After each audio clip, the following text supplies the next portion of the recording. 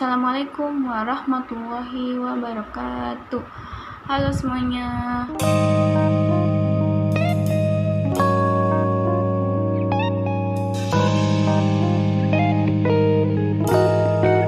Di sini saya akan menjelaskan tentang pengambilan keputusan dan analisis rasio keuangan. Sebelum saya menjelaskan lebih lengkap apa sih pengambilan keputusan dan analisis rasio keuangan, di sini saya menggunakan referensi buku yaitu Teori dan Taktik Pengambilan Keputusan, di mana di dalam buku ini disusun oleh Kepala Program Studi Manajemen Fakultas Ekonomi dan Bisnis Universitas Muhammadiyah Tangerang, yaitu Dr. Hamdani SEM. Di dalam teori ini terdapat apa saja sih? Yang pertama ada laporan laba bersih atau income statement. Adalah laporan yang memuat informasi mengenai pendapatan, revenue, dan biaya atau expense perusahaan selama periode tertentu. Yang kedua ada laporan neraca atau balance sheet. Laporan neraca atau balance sheet memuat informasi tentang keadaan aktiva atau aset, utang atau liability, dan modal sendiri atau owner equity perusahaan pada saat tertentu. Yang ketiga ada laporan saldo laba atau statement of return earning. Laporan saldo laba memuat informasi tentang laba yang dihasilkan dan akan dibagikan sebagai dividen atau laba yang ditahan selama periode tertentu. Yang selanjutnya ada laporan arus kas. Laporan arus kas atau statement of cash flow adalah memuat informasi tentang kegiatan operasi dan pendanaan perusahaan terhadap arus kas selama satu periode tertentu. Masing-masing aktivitas akan menggambarkan arus kas masuk, sumber, dan arus kas keluar penggunaan. Sumber dana yang pertama, setiap kenaikan dalam perkiraan utang atau modal sendiri seperti pinjaman dari bank. Yang kedua, setiap penurunan dalam perkiraan aktiva seperti penjualan aktiva tetap. Penggunaan dana yang pertama, setiap penurunan dalam perkiraan utang atau modal sendiri seperti pelunasan pinjaman. Yang kedua, setiap kenaikan dalam perkiraan aktiva seperti membeli aktiva tetap. Nah, selanjutnya ada catatan atas laporan keuangan. Catatan atas laporan keuangan adalah bagian integral dari laporan keuangan yang tidak dapat dipisahkan. Catatan atas laporan keuangan sebagai informasi tambahan yang disajikan dalam laporan keuangan dan informasi tambahan yang disajikan dalam laporan keuangan dan informasi pos-pos yang tidak memenuhi kriteria dalam laporan keuangan. Selanjutnya ada analisis rasio keuangan. Rasio keuangan adalah perbandingan unsur-unsur dari laporan keuangan. Pihak-pihak yang berkepentingan dengan analisis laporan keuangan adalah manajer, analisis kredit, dan analisis sekuritas. Ada beberapa cara dalam menganalisis rasio keuangan. Di antaranya sebagai berikut.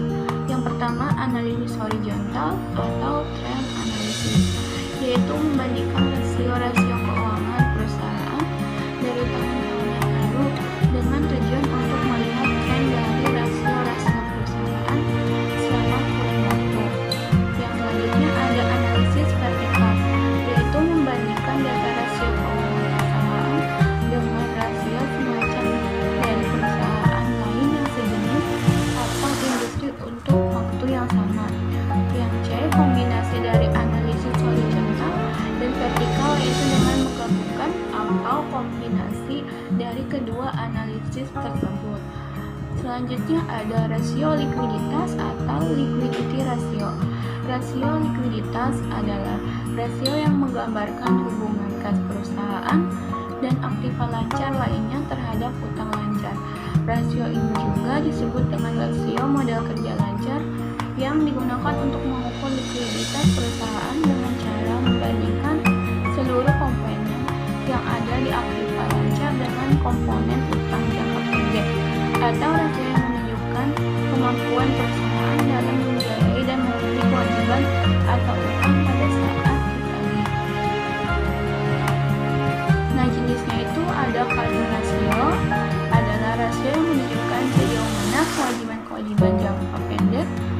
para kreditor dapat dipenuhi dengan aktiva yang diharapkan akan dikonversi menjadi uang tunai dalam waktu dekat.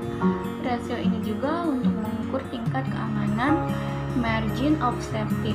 Rumus formulasinya adalah CR sama dengan aktiva lancar current asset dibagi utang lancar current liability. Yang selanjutnya ada quick ratio atau achieve test ratio. Dalam melunasi kewajiban jangka pendek tanpa dikaitkan dengan penjualan persediaan, hal ini karena persediaan membutuhkan waktu yang relatif lama untuk dikonversikan menjadi kas jika dibandingkan dengan aktiva yang dibuka. Quick ratio sama dengan current asset dikurang inventory atau dibagi current liability. Quick ratio sama dengan kas ditambah bank ditambah piutang dibagi current liability. Inventory to net working capital ratio adalah rasio yang mengukur atau membandingkan antara jumlah persediaan yang ada dan modal kerja perusahaan. Modal kerja tersebut terdiri dari pengurangan antara aktiva lancar dan utang lancar, biasanya dinyatakan dalam desimal. Inventory to NWC atau inventory dibagi current asset dikurang current liability.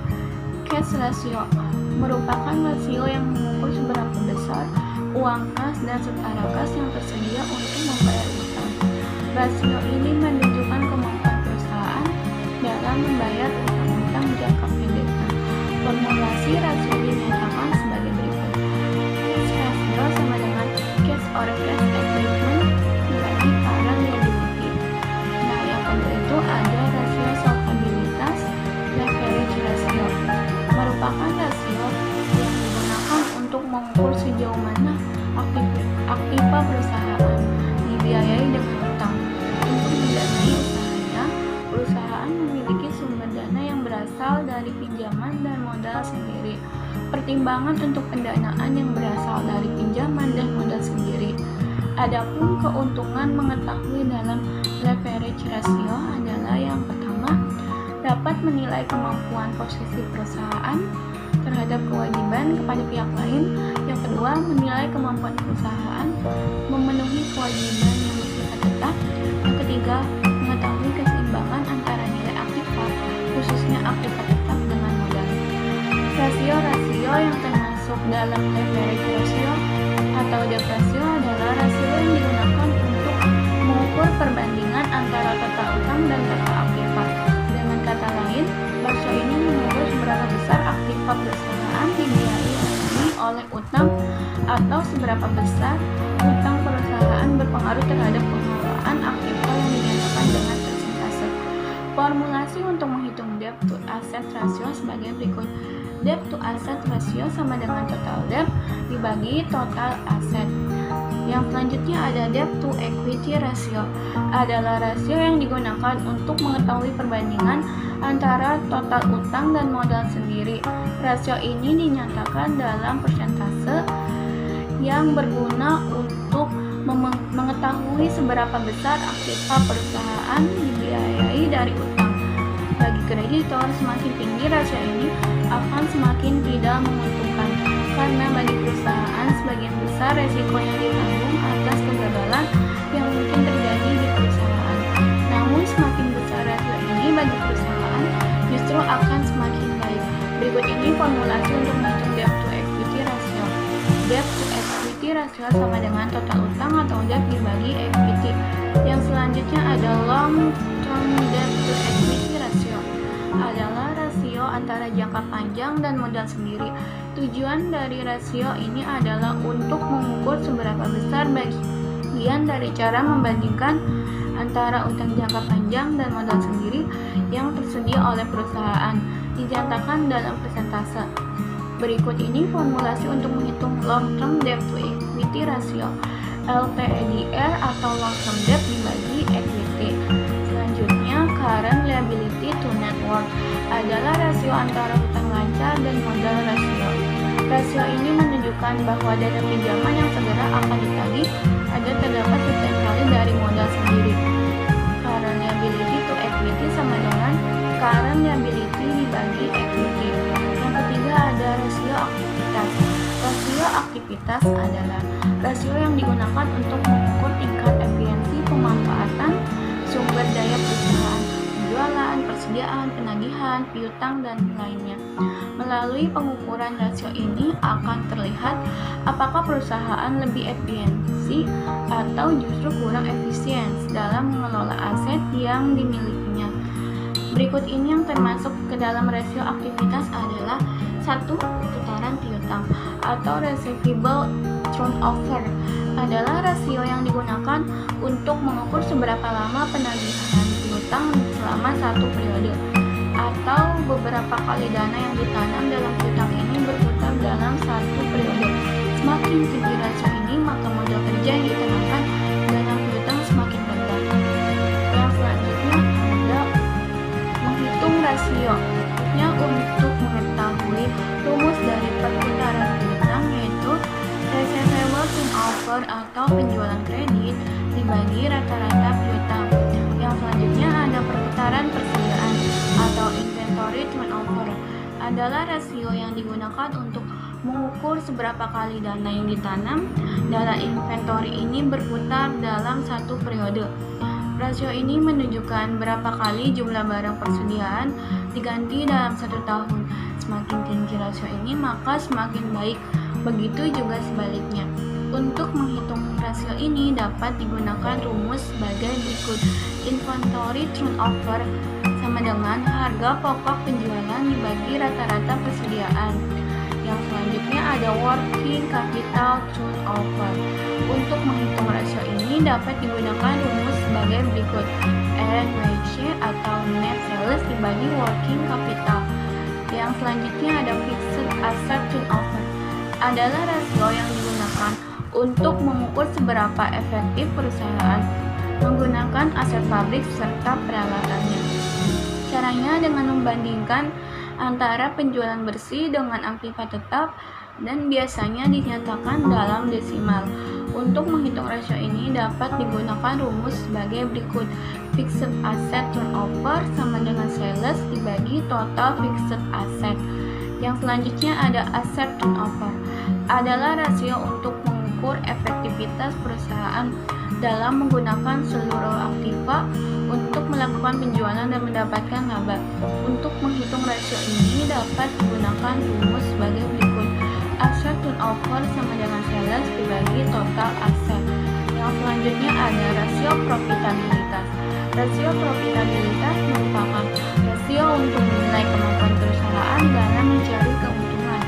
Rasio ini menggambarkan tingkat efektivitas manajemen perusahaan dalam memperoleh laba. Rasio-rasio ini terdiri dari A. Net profit margin atau net profit margin on sales adalah rasio untuk mengukur laba atas setiap rupiah penjualan. Untuk menghitung rasio ini dapat digunakan rumus sebagai berikut. Net profit margin sama dengan net profit after tax dibagi net sales.